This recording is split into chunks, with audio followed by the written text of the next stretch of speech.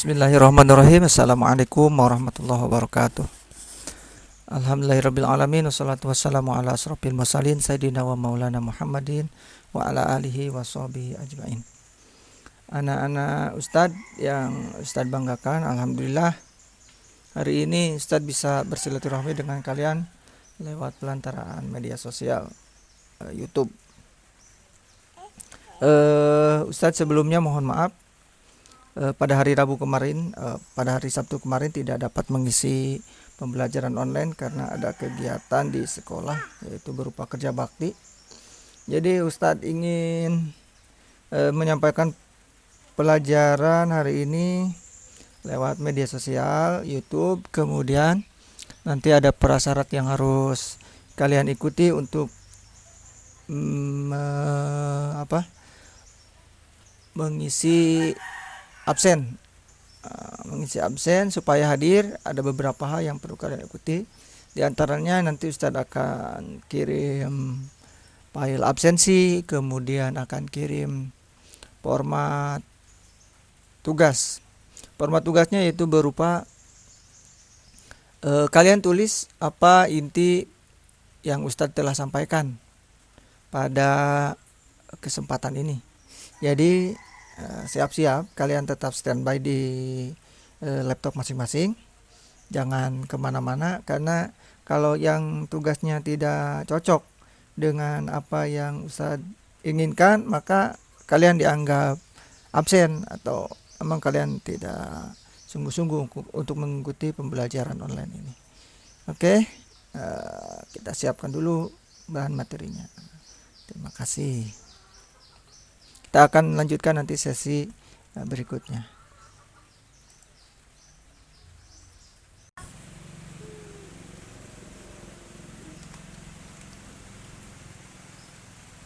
Oke, assalamualaikum warahmatullahi wabarakatuh. Kita lanjutkan kembali materi kita. Sebelum kita lanjut ke pembahasan, kita akan lihat dulu materi yang akan kita pelajari.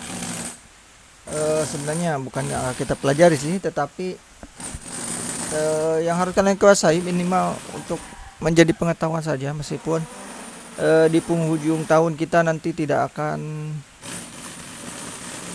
banyak waktu lah untuk melaksanakan semua pembelajaran ini. Coba kalian lihat dulu terlebih dahulu, karena kita ini punya 3 kompetensi dasar.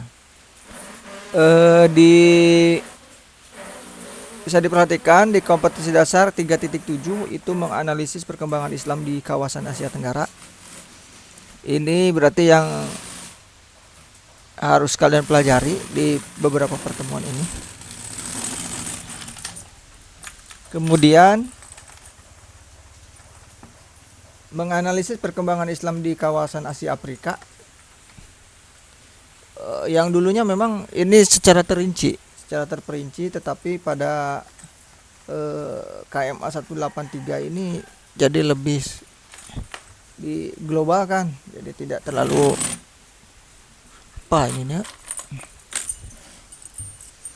tidak terlalu banyak judul, jadi langsung dia disebutkan menganalisis perkembangan Islam di kawasan Asia Afrika.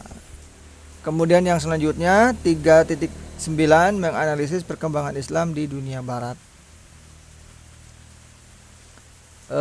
Adapun kompetensi dasar 4.7-nya ini perbedaannya hanya sekedar, kalau ini pengetahuan, kalau ini praktek ya, kemampuan mengaplikasikan. Maaf, saya lagi didampingi sekretaris saya. Ini dia. Jadi pembelajarannya sedikit terganggu. Oke. Kita bandingkan terlebih dahulu dengan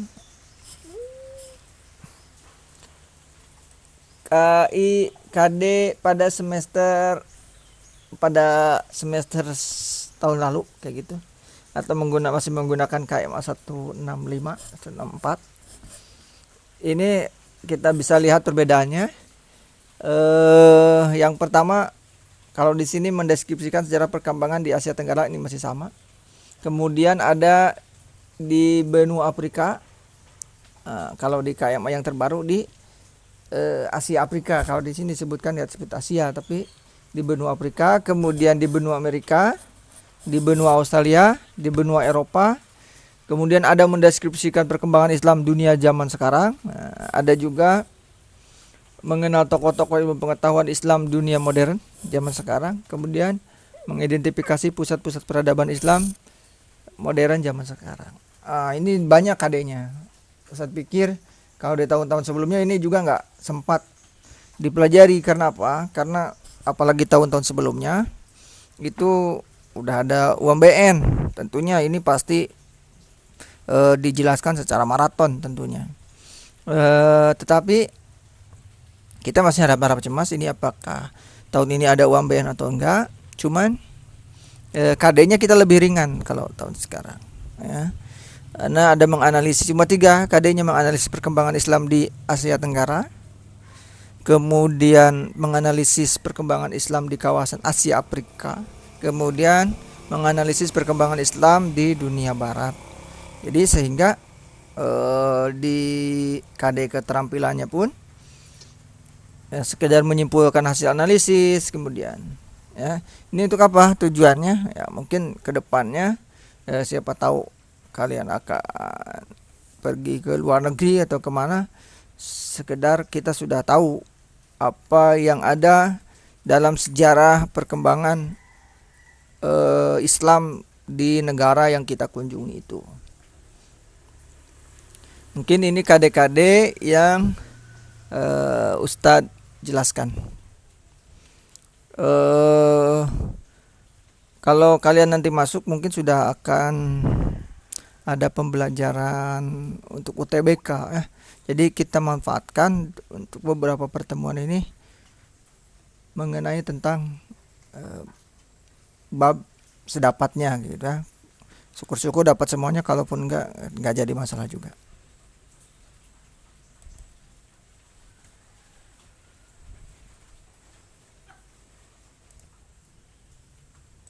Oke, selanjutnya kita ke bab dulu. Ini ada bab-bab di dalam buku yang kita miliki, buku digital. Tentunya di bab 5 ini disebutkan perkembangan Islam di Asia Tenggara.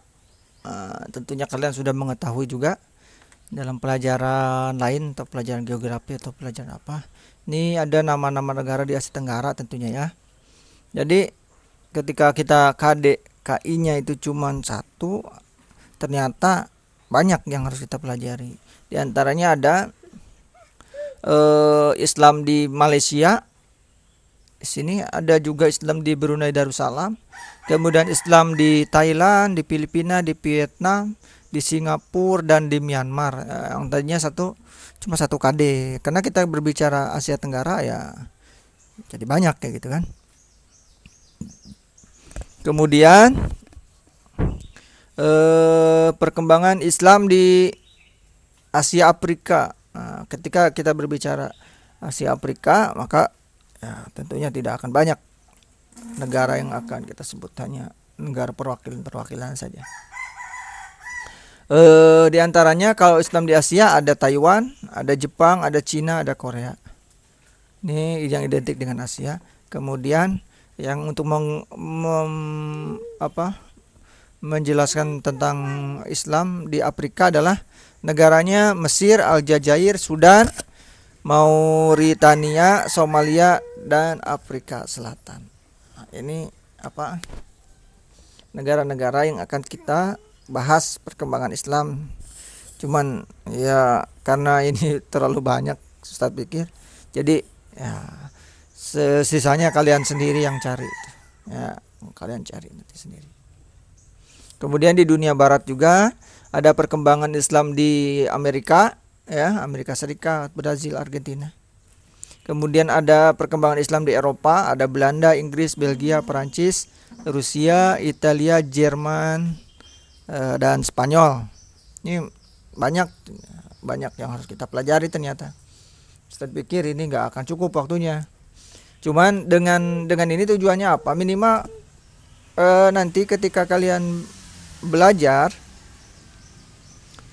setelah mempelajari ini atau kalian baca-baca, minimal kalian ketika masuk kampus nanti tahu apa yang sudah pernah dipelajari gitu. Ada bab-babnya kalian tahu minimal seperti itu. Jadi tidak kalian blank sama sekali. Kok Ustadz saya nggak pernah kok belajar mengenai tentang Islam di Brazil kayak gitu kan.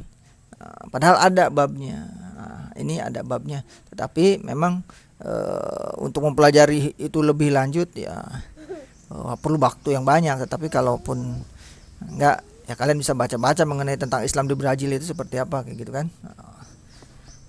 Itu mungkin mengenai tentang apa-apa yang akan dibahas untuk di semester yang kedua ini. Mudah-mudahan selesai sampai nanti kalian masuk ya.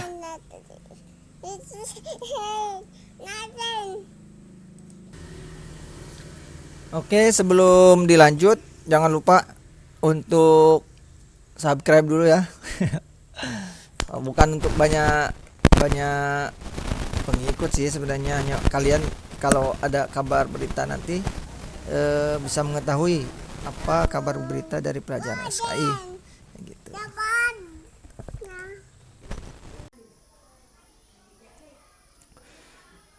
Bismillah, kita lanjut pembelajarannya. Bagi yang memiliki buku paket silahkan. Bagi yang ada buku digital silahkan, buku digitalnya juga dibuka. Kemudian ada juga kalian bisa mendownload buku apa namanya ya. Ini ada di perlihatkan di HP ya. Oke, nah dia di Android ya, di HP itu ada buku SKI MA tahun 2020. Dia udah berbentuk buku digital namanya. Dibukanya pakai Google Book ya. Itu sudah bisa di download juga. Nanti kalau ada kesempatan Ustadz akan kirim linknya. Untuk selanjutnya langsung kita ke poin pembelajarannya.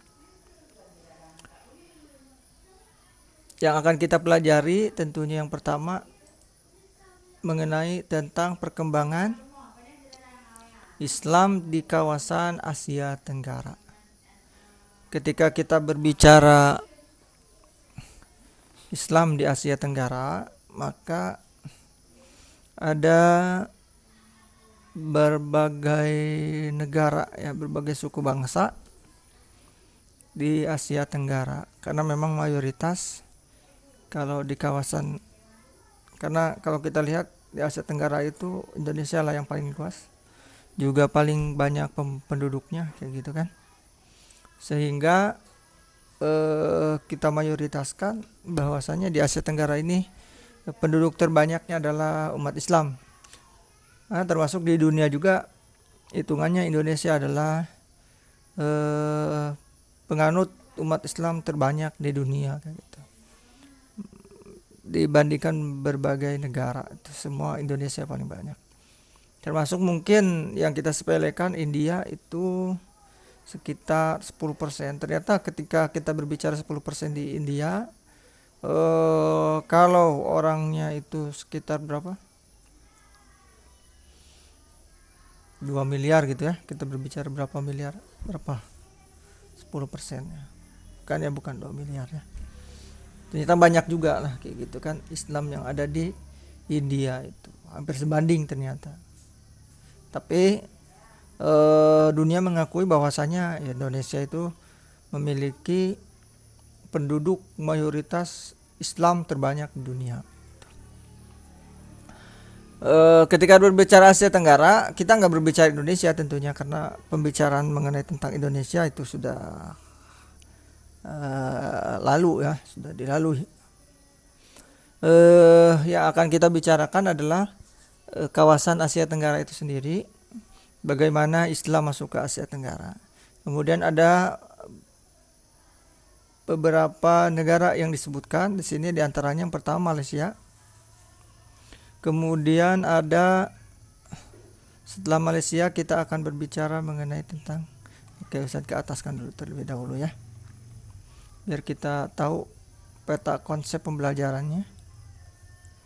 Nah, berarti kita akan berbicara Islam di Malaysia, Islam di Brunei Darussalam, Islam di Thailand, Islam di Filipina, Islam di Vietnam, Islam di Singapura, dan Islam di Myanmar. Jadi ini kawasan sebagian besar Asia Tenggara, meskipun nggak semuanya ya, nggak disebutkan semuanya. Sebelum kita berbicara mengenai tentang Islam di Malaysia dan umumnya di Asia Tenggara, maka kita akan berbicara bagaimana Islam itu masuk ke Asia Tenggara, karena tidak akan jauh beda tentunya teorinya. Bagaimana Islam masuk ke Asia Tenggara itu hampir mirip ya dengan Islam masuk ke Indonesia. Ada, kalau menurut Buya Hamka, bahwasanya Islam masuk ke Asia Tenggara itu ada beberapa teori juga. Ada beberapa teori. Kalau menurut Buya Hamka itu ada 3 teori. Buya Hamka ya. Oke, tapi di buku yang KMA 165 Ustaz ini akan sebutkan ada tokoh dari Indonesia namanya Haji Yumardi Azra.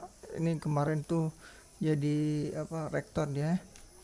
Cuman orang bilang beliau ini orientalis juga gitu kan.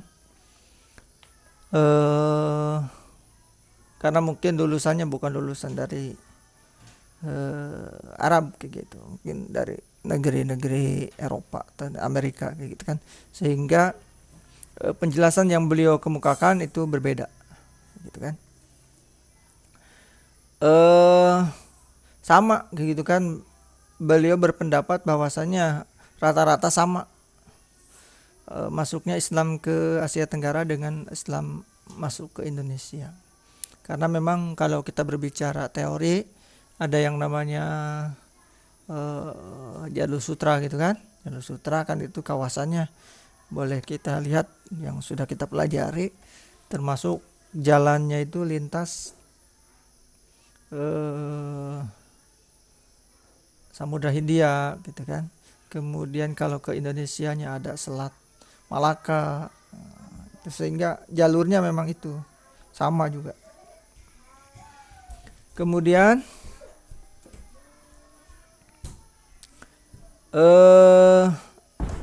ketika kita berbicara Islam masuk ke Malaysia juga ada beberapa teori ya.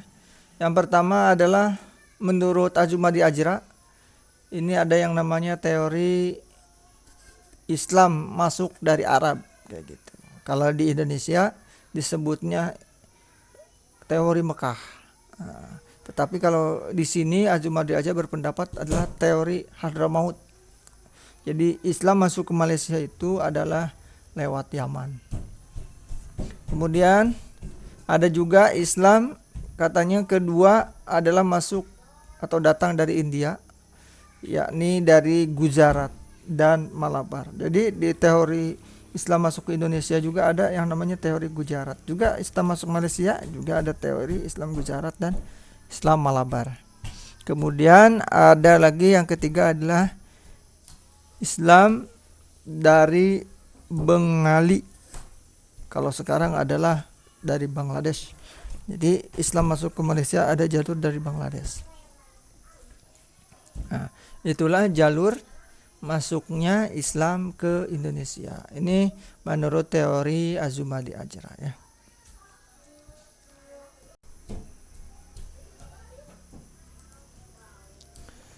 Kemudian ketika kita berbicara mengenai tentang Malaysia ya, kita juga akan berbicara mengenai tentang wilayah geografis tentunya.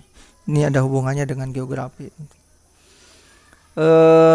Ini disebutkan bahwasanya Malaysia itu ibu kotanya kita ketahui semuanya ya, Kuala Lumpur ibu kotanya. Kemudian mempunyai luas wilayah sekitar 328.847 km persegi. Jadi luasnya itu cuman 2,5 kali dari Pulau Jawa. Jadi Pulau Jawa dikalikan 3 kali itu udah lebih luas Pulau Jawa 3 kali daripada Malaysia. Jadi jauh dibandingkan dengan Indonesia itu jauh. Kemudian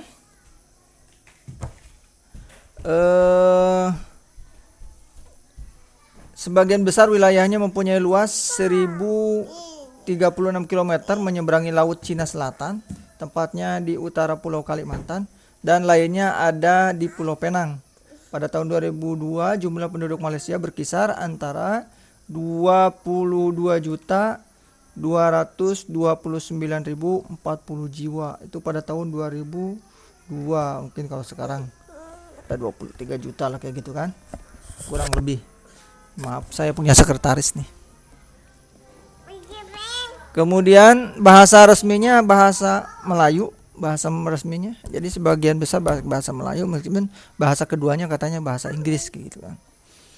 Kemudian mayoritas agamanya adalah agama Islam, ya. Mayoritas agamanya agama Islam, tapi nanti kita berbicara di bidang politik juga Malaysia, ya.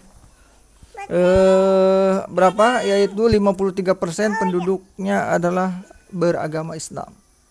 17% itu Buddha, kemudian Konghucu, ya, tahu dengan Cina itu 11%, Kristen 8,6% dan Hindu 7%. Ini data statistik 2002 itu kan.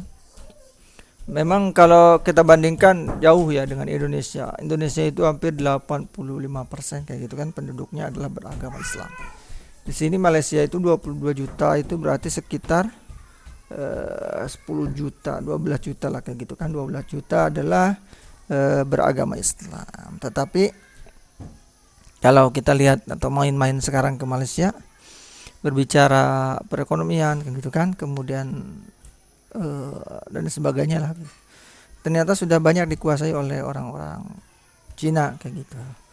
Ini pergerakannya juga sudah sangat luar biasa.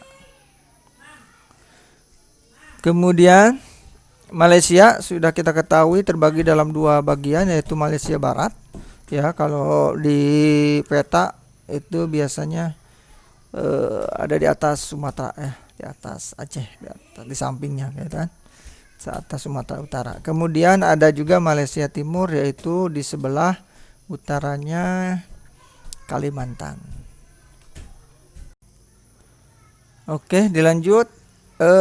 Kita nggak terlalu banyak berbicara mengenai tentang geografis, ya, sedikit saja untuk merefresh ingatan kita.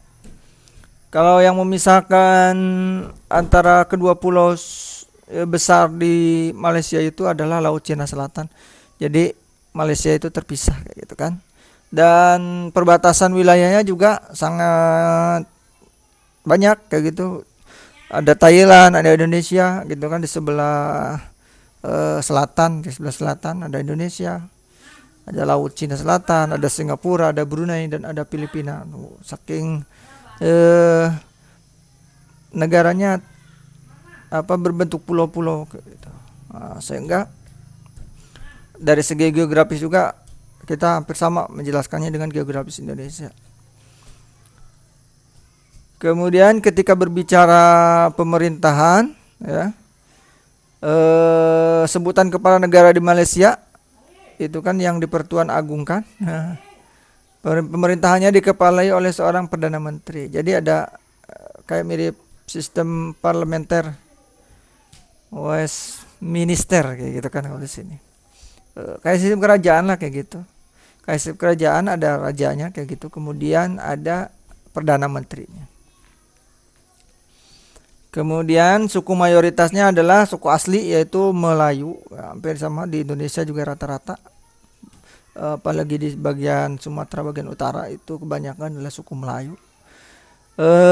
Sekitar 61% itu penduduknya adalah suku Melayu pribumi. Dan sebagian besar itu adalah pendatang gitu ya. Penduduknya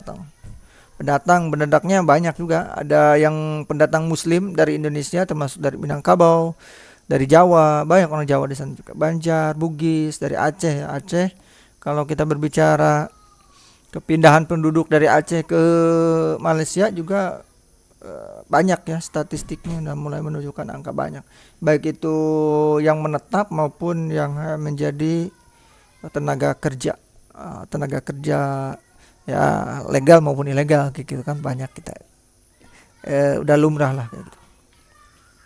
Kemudian dari bagian negara lainnya yang beragama Muslim atau beragama Islam, antaranya dari India, dari Cina.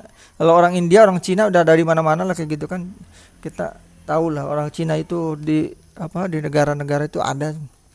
Kayak berbicara orang Jawa di Indonesia itu pasti ada gitu. Dari mulai Sabang sampai Merauke ada orang Jawa. Nah kalau di dunia pasti ada orang Cinanya kayak gitu kan. Dan berbicara Cina, dia banyak menduduki posisi-posisi penting juga di Malaysia ini, termasuk ekonominya udah banyak dikuasai oleh mereka. Kemudian ketika berbicara mayoritas Muslim di Malaysia, maka Malaysia ini sama dengan Indonesia ya. Penduduk Muslimnya banyak menganut aliran Ahlus Sunnah wal Jamaah dan bermazhab Imam Syafi'i. Jadi jangan khawatir berbeda kalau kita main-main nanti ke Malaysia. Karena sama gitu kan, dari mazhab Imam Syafi'i. Cuman kalau kita berbicara sekarang yang berbeda mazhab berarti memang Syafi'i, tapi sekarang sudah banyak tercampur dengan orang-orang Salafi kayak gitu kan. Kalau orang-orang Indonesia menyebutnya aliran Wahabi kayak gitu. Udah banyak juga di Malaysia orang-orang yang bermazhabkan Salafi itu kan, Wahabi. Agak sedikit berbeda dengan pemahaman Imam Syafi'i. Banyak udah lumrah di Indonesia juga. Jadi kalau main-main ke Malaysia ya sebagian besar sama kayak gitu kan dari kebudayaan. Tadi kita sudah berbicara teorinya yang dikemukakan oleh Buya Hamka, dan kita tahu juga jalur-jalur masuknya juga hampir sama dengan masuknya Islam ke Indonesia. Kemudian sejarahnya juga kita sudah banyak sekali belajar di sejarah Indonesia mengenai tentang kerajaan-kerajaan Indonesia. Bahkan ada kerajaan-kerajaan Indonesia itu seperti kerajaan Majapahit itu kan kekuasaannya sampai Malaysia dia. Jadi sejarah kerajaannya itu sama gitu kan. Dan nanti memang ada kerajaan-kerajaan yang mereka dirikan sendiri kayak gitu kan, seperti di Penang itu. Nah, banyak kerajaan-kerajaan yang dibuat oleh penduduk asli Malaysia. Kemudian pola penerimaan Islam ya di Nusantara termasuk di Malaysia itu juga sama.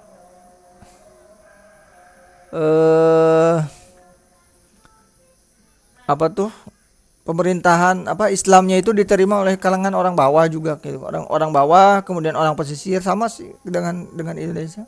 Kemudian diterima oleh orang-orang lapisan atas, kemudian oleh para penguasa kerajaan. Jadi sehingga Islam ini berada di puncaknya juga, berada sama lah kayak di Indonesia kan.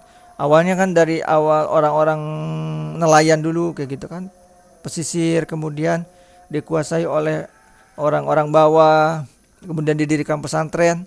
Setelah terjadinya pesantren baru mereka bergeliat menguasai kerajaan-kerajaan, sehingga muncullah kerajaan-kerajaan Islam. Sama juga perjuangan orang-orang Islam yang ada di Malaysia itu seperti yang ada di Indonesia. Mungkin itu gambaran bagaimana sejarah Islam yang ada di Malaysia. Adapun kesininya, ketika kita berbicara Islam peradaban modern yang ada di Malaysia, maka terlalu sempit kita kalau merujuk ke dalam buku. Sekarang sudah banyak juga lah bagaimana kita melihat perkembangan Islam yang ada di Malaysia.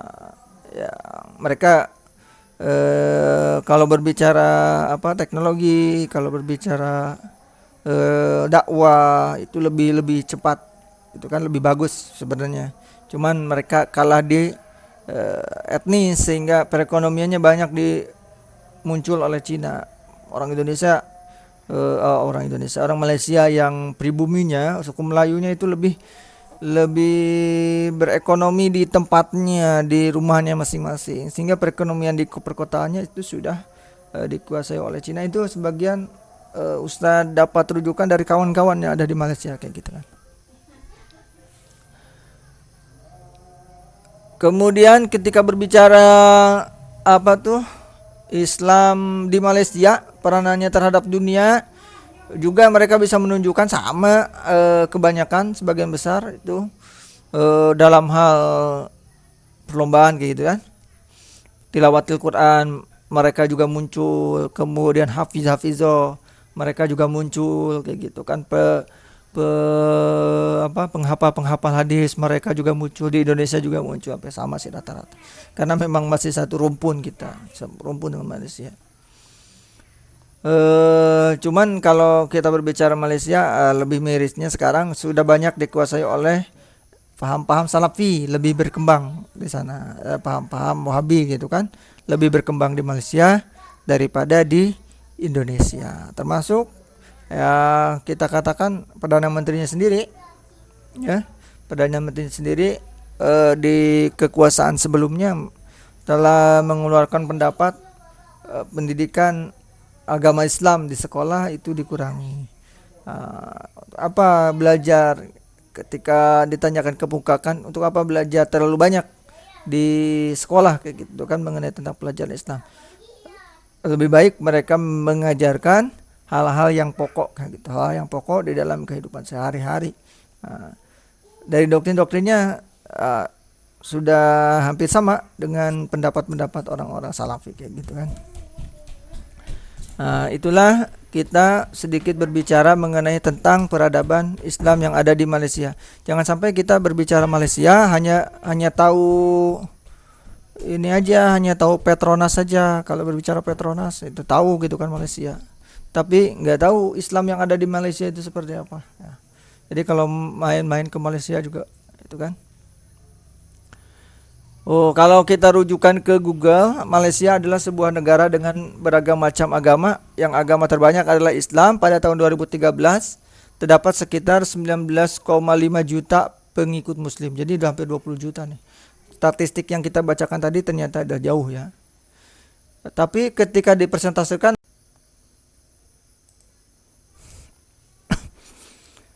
tapi kalau kita berbicara secara presentasi itu masih tetap di angka 61,3%. Jadi nggak jauh ya, nggak jauh dari 60% kalau di Malaysia. Di Indonesia nggak tahu kita, karena kalau dulu ada sensus penduduk, kalau sekarang udah jarang lagi diadakan sensus penduduk. Tadi datanya masih semerawut gitu kan. Tapi data terakhir menunjukkan bahwa Islam yang ada di Indonesia itu adalah 85%. Kalau di Malaysia 61%. Kemudian ketika kita berbicara wilayah-wilayahnya, nah ini dia gambar-gambarnya ya. Banyak sekali masjid kayak gitu kan yang terkenal di Malaysia. Kemudian ketika berbicara pembangunan ekonomi, dia ada Petronas gitu ya, Petronas. Kemudian persatuannya Malaysia udah cukup bagus juga, banyak organisasi-organisasi yang sampai terkenal juga di seluruh dunia ya, organisasi-organisasi. Ketika ada sebuah demonstrasi atau apa, orang-orang Islamnya mereka menunjukkan persatuan yang luar biasa gitu kan. Kita lihat dengan gambar-gambar gadis-gadis Melayu gitu kan,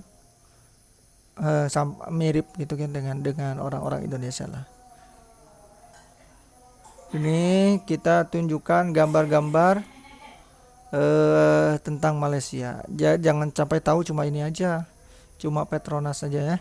Yang lainnya juga harus tahu.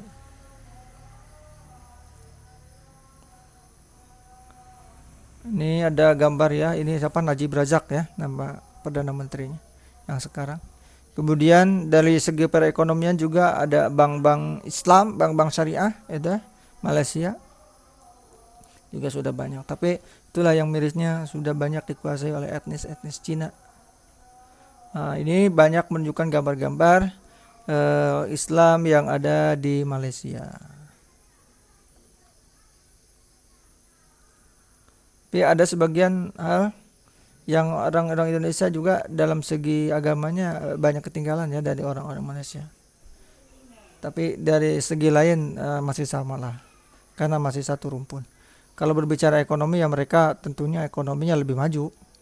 Di samping mereka punya organisasi ya, yang organisasi bekas jajahan Inggris itu, karena mereka itu dijajah oleh Inggris. Kalau kita dijajah oleh Malaysia, oleh Belanda gitu kan. Kemudian ya karena mereka memang banyak dikuasai oleh ekonom-ekonom dari Cina, sehingga memang lebih maju dia. Termasuk Singapura kan banyaknya etnis Cina dia yang menguasai perekonomiannya. Kalau di Indonesia rata-rata ya standar ekonominya kan apa? Cinanya nggak terlalu banyak diberi banyak peluang di Indonesia, kecuali oleh presiden yang sekarang. Tapi itu pun hanya sektor-sektor tertentu ya. Mereka nggak terlalu banyak juga. Tapi kita juga nggak terlalu ingin ya ketika ekonomi maju tapi banyak dikuasai oleh mereka juga kita tidak ingin. Oke, itu sekilas mengenai tentang peradaban Islam yang ada di Malaysia. Sisanya ya kalian cari dulu di internet. Mungkin untuk pertemuan pertama ini ya agak segini aja terlebih dahulu karena masih banyak dah. Ini hanya membuka cakrawala kalian saja.